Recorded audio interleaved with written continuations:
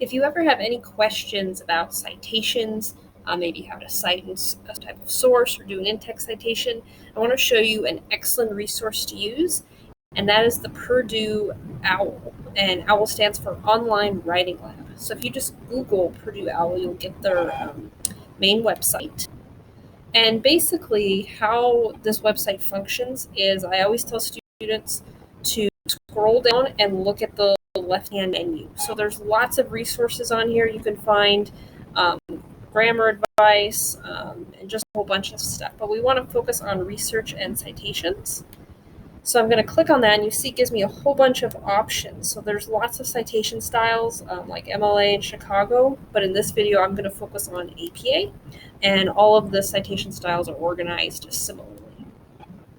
So once I click on the APA citation style, it will give you the option to do just like a basic introduction or overview, but what will probably help you the most is going to the formatting and style guide. So if you click here, it'll give you some more general information, which you can look at here. It just kind of covers what it is.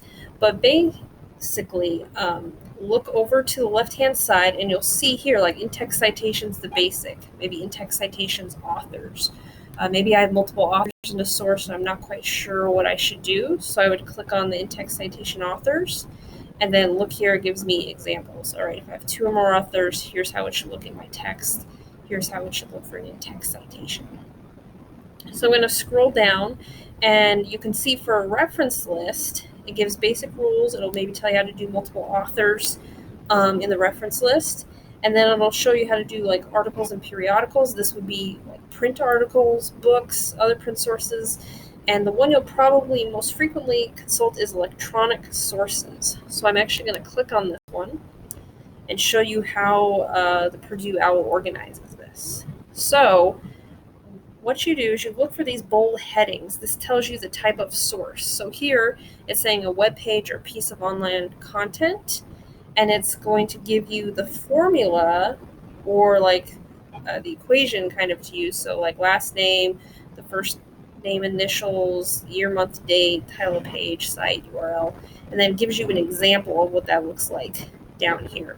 And all of the sources are formatted this way. So I could just keep scrolling. Maybe I'm going to look for how to cite an online dictionary. So I just keep going. Here's an online scholarly journal citing DOIs. And you just go to what matches most closely with the source you have. So here I found entry in online dictionary. I see the equation and the example. One last feature that's really nice about the OWL, Purdue OWL, is if I look here under references, I can always find the sample paper. So if I click on this little, it'll show me the formatting of how the whole paper should look, what citations should look like, even what some tricky in-text citations should look like. So this is just also a good resource for formatting.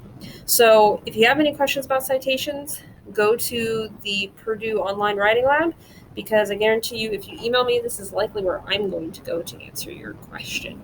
So I hope this resource helps you.